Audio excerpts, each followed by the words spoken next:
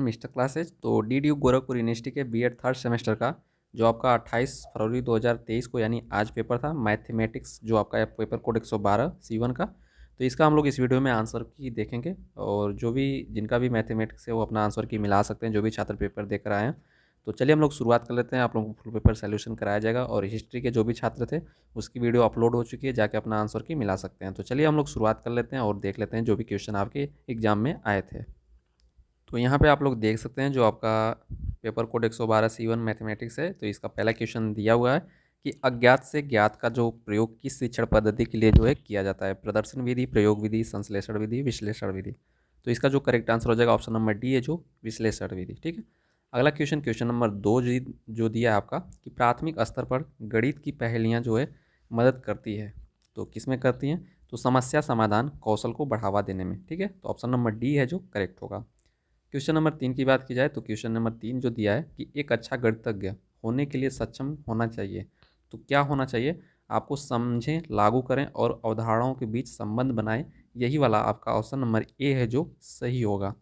Question number 4 की बात की जाए, 4 देख लेते हैं हम लोग। 4 किधर गया? तो 4 यहाँ पे आप लोग देख सकते हैं। 4 नंबर, क्वेश्चन नंबर 4 दिया है कि किस भारतीय गणितज्ञ ने जो पाई का मान जो है 3 आपका 1,4,1,6 जो होता है, इसको किसने ज्ञात किया? कुमार भट्ट ने, रामानुजम ने, आर्यभट्ट ने, ब्रह्मगुप्त ने। तो इसका जो करेक्ट आंसर हो जाएगा आर्यभट्ट, ऑप्शन नंबर सी है जो इसका करेक्ट होगा। क्वेश्चन नंबर हम लोग 5 की बात की जाए तो 5 नंबर दिया कि एलिमेंट जो नामक पुस्तक है, इसके जो लेखक कौन है? Thales, Archimedes, Euclid, Baudhayana. तो इसका जो ऑप्शन जो है सी नंबर करेक्ट होगा, यूक्लिड। क्वेश्चन नंबर 6 की बात की जाए, 6 नंबर है कि पाठ्यक्रम की जो संस्कृति को दर्शाता है, तो स्कूल को, घर को, क्षेत्र को, समाज को। तो जो पाठ्यक्रम की संस्कृति को दर्शाता है आपका समाज को, ऑप्शन नंबर डी है जो करेक्ट होगा। 7 नंबर की बात की जाए कि स्कूल प्रणाली में सिखाई गई सामग्री के पूर्ण सेट को किस रूप में जाना जाता है? तो किस रूप में जाना जाता है, इसका आंसर आपको नीचे कमेंट बॉक्स में कमेंट करके जो है मिल जाएगा क्वेश्चन नंबर 7 का। अगला क्वेश्चन दे सकते हैं, क्वेश्चन नंबर आपका 12 दिया। क्वेश्चन नंबर 12 की बात की जाए कि योगात्मक मूल्यांकन निम्नलिखित के लिए अनुपयुक्त है। तो किसके लिए अनुपयुक्त है? आपका ग्रेड पर निर्णय लेना, टर्म मूल्यांकन के अंत में शिक्षण अधिगम प्रक्रिया की प्रगति की निगरानी करना, सीखने वाले छात्रों का सारांश। तो इसका जो आपका करेक्ट आंसर हो जाएगा ऑप्शन नंबर सी है जो सही होगा, शिक्षण अधिगम प्रक्रिया की प्रगति की निगरानी करना। 13 की बात की जाए, 8-9 छूट गया, उससे पहले हम लोग 8-9 देख लेते हैं। ठीक है, 8 देख लेते हैं पहले। मूल्यांकन जो पाठ्यक्रम के अंत में किया जाता है आपका, ये आपका समेटिव होगा, संकलात्मक मूल्यांकन। तो ऑप्शन नंबर सी है जो करेक्ट हो जाएगा। 9 की बात की जाए कि करिकुलम शब्द की जो उत्पत्ति है किस भाषा से हुई है, तो आपका लैटिन भाषा से हुई है, ऑप्शन नंबर ए है जो सही होगा। 10 नंबर की बात की जाए कि किसी विषय के प्रकरण की थोड़ी थोड़ी जानकारी प्रत्येक कक्षा में कराई जाती है, तो वो कौन सी विधि है? आपका चक्रवार विधि होगा, ऑप्शन नंबर बी है जो करेक्ट होगा। ठीक है। अब क्वेश्चन नंबर 11 बात की जाए तो 11 नंबर आपका दिया है कि प्रकरण के आधार पर पाठ्यक्रम का जो संगठन कहलाता है, चक्रवार विधि, संकेंद्रीय विधि, प्रकरण विधि, उपरोक्त में से कोई नहीं। तो आपका क्वेश्चन नंबर 7 और क्वेश्चन नंबर आपका 11 दोनों को आंसर कमेंट बॉक्स में कमेंट करके जो है मिल जाएगा आप लोगों को, और जिनको भी आंसर पता होगा नीचे कमेंट करके बता देंगे। और जितने भी आंसर हैं आपके सब के आंसर यहाँ पे बताए जाएंगे, सिर्फ 7 और 11 का रह जाता है। ठीक है। उसके बाद हम लोग 12 देख लेते हैं। 12 तो हम लोग कर चुके थे, 12 हो चुका था। 13 देख लेते हैं। 13 नंबर देख लेते हैं कि मध्य विधि परीक्षा उदाहरण है, तो किसका है? तो ऑप्शन नंबर जो आपका 13 को हो जाएगा ऑप्शन नंबर सी, संकलनात्मक मूल्यांकन। 14 की बात की जाए, निम्नलिखित में से कौन सा एक विद्यार्थी के वर्तमान ज्ञान तक पहुंचने के लिए सबसे उपयुक्त जो विधि है, वो आपका योगात्मक मूल्यांकन हो जाएगा, ऑप्शन नंबर 14 का बी है जो सही होगा। 15 की बात की जाए कि 15 क्वेश्चन नंबर दिया है कि विज्ञान में निर्माणात्मक मूल्यांकन क्यों महत्वपूर्ण है? तो विज्ञान में निर्माणात्मक मूल्यांकन क्यों जरूरी है आपका? यह ए नैदानिक है। ठीक है, ऑप्शन नंबर डी है जो करेक्ट होगा। 16 की बात की जाए, क्वेश्चन नंबर आपका 16 हम लोग देख लेते हैं। 16 नंबर दिया है कि विश्लेषणात्मक ज्यामिति की जो खोज है किसने की? तो आपका देकार्ते ने, ऑप्शन नंबर ए है जो 16 का सही हो जाएगा। बात की जाए कि गणित की प्रकृति है, तो तार्किक है। ठीक है, 17 का जो आपका बी हो जाएगा करेक्ट। 18 की बात की जाए, गणित विज्ञान है, तो आपका क्या है? स्थान का, संख्याओं का, गणनाओं का, उपयुक्त सभी। तो 18 का जो आपका डी वाला ऑप्शन जो है उपयुक्त सभी करेक्ट हो जाएगा। 19 की बात की जाए, किसी गणितज्ञ के कार्यों की प्रशंसा करना किस मूल्य से संबंधित है? तो किस मूल्य से संबंधित है आपका? सौंदर्यात्मक मूल्य से। ठीक है, ऑप्शन नंबर सी है जो करेक्ट होगा।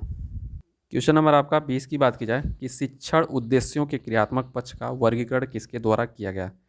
तो यह किसके द्वारा किया गया, तो ऑप्शन नंबर सी है जो सिम्पसन सही होगा, सी वाला। क्वेश्चन नंबर आपकी अगला बात की जाए 21 नंबर हम लोग देख लेते हैं। क्वेश्चन नंबर आपका 21 दिया है कि कौन सा एक भावात्मक पक्ष का हिस्सा नहीं है। तो कौन सा एक भावात्मक पक्ष का हिस्सा नहीं है, आपका नियंत्रण।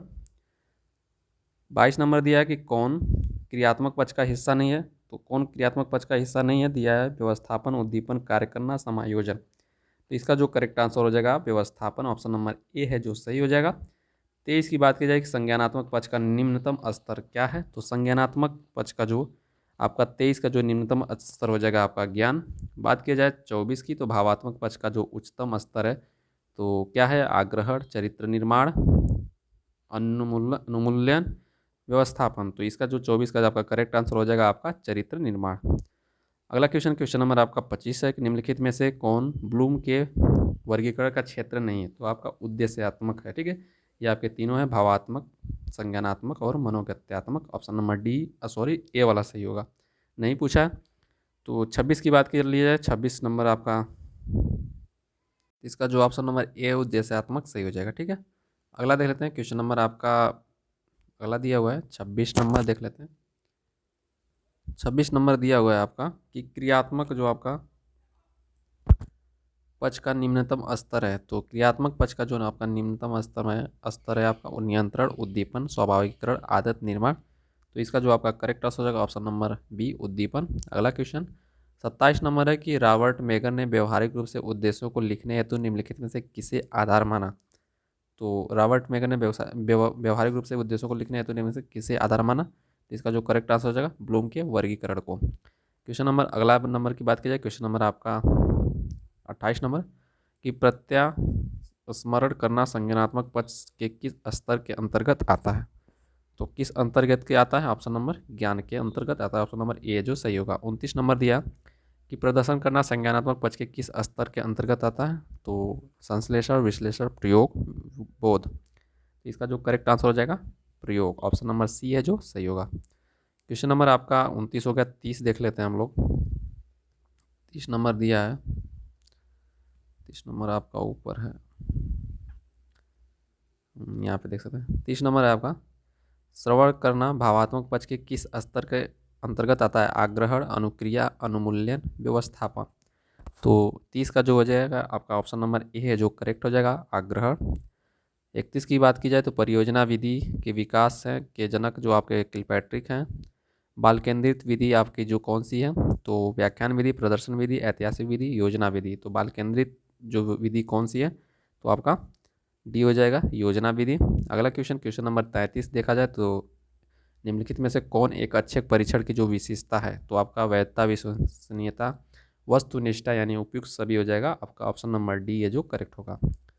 34 नंबर बात किया जाए कि जब एक शिक्षक सामान्य से विशिष्ट की ओर बढ़ता है तो वह उपयोग करता है आपका निगमन विधि। 34 का जो आपका डी है जो सही होगा। 35 की बात किया जाए तो 35 नंबर आपका क्वेश्चन है, देख लेते हैं। 35 नंबर दिया है कि ह्यूरिस्टिक का अर्थ है आपका खोज के लिए। 36 है शिक्षक केंद्रित जो आपकी विधि है, तो शिक्षक केंद्रित आपकी व्याख्यान विधि होती है। आर्यभट्ट जो गणितज्ञ थे तो कहाँ के थे, और आपका भारत के थे। अगला क्वेश्चन कि गणित कौमुदी जो लेखक है ये किसके द्वारा लिखी गई है, रामानुजन द्वारा, नारायण पंडित द्वारा, बौधायन द्वारा, उपरोक्त में से कोई नहीं। तो आपका ऑप्शन जो है बी करेक्ट हो जाएगा, नारायण पंडित द्वारा। क्वेश्चन नंबर 39 देख लिया जाए, 38 हो गया, 39 की बात की जाए 39 का बी सही हो गया, सॉरी 38 का बी सही हो गया। और 39 का देख लेते हैं कि जो आपका ज्ञानात्मक पक्ष का उच्च स्तर है तो आपका सी हो जाएगा, मूल्यांकन। 40 की भी बात की जाए, 40 क्वेश्चन आपका लास्ट क्वेश्चन है कि ग्रहण करना पक्ष संबंधित है। तो ग्रहण करना किस पक्ष से संबंधित है, संज्ञानात्मक व भावात्मक, क्रियात्मक, उपरोक्त में से कोई नहीं। तो इसका जो आपका करेक्ट आंसर हो जाएगा भावात्मक पक्ष का, आपका ऑप्शन नंबर बी है जो सही होगा। तो ये 40 क्वेश्चन कंप्लीट हुए, 2 क्वेश्चन रह गए, 7 और 1 क्वेश्चन छूटा था, याद नहीं आ रहा कौन सा था, ठीक है। तो कितने आपके सही हुए नीचे कमेंट में उसको कमेंट करके बताइएगा। चैनल पे अगर आप लोग नए होंगे चैनल को सब्सक्राइब कर लीजिएगा, सपोर्ट जरूर कीजिएगा लाइक और सब्सक्राइब करके। किसी क्वेश्चन पे अगर डाउट रहता है तो नीचे कमेंट बॉक्स में कमेंट करके बता सकते हैं। तो मिलेंगे हम लोग अगले वीडियो में। ओके दोस्तों, जय हिंद।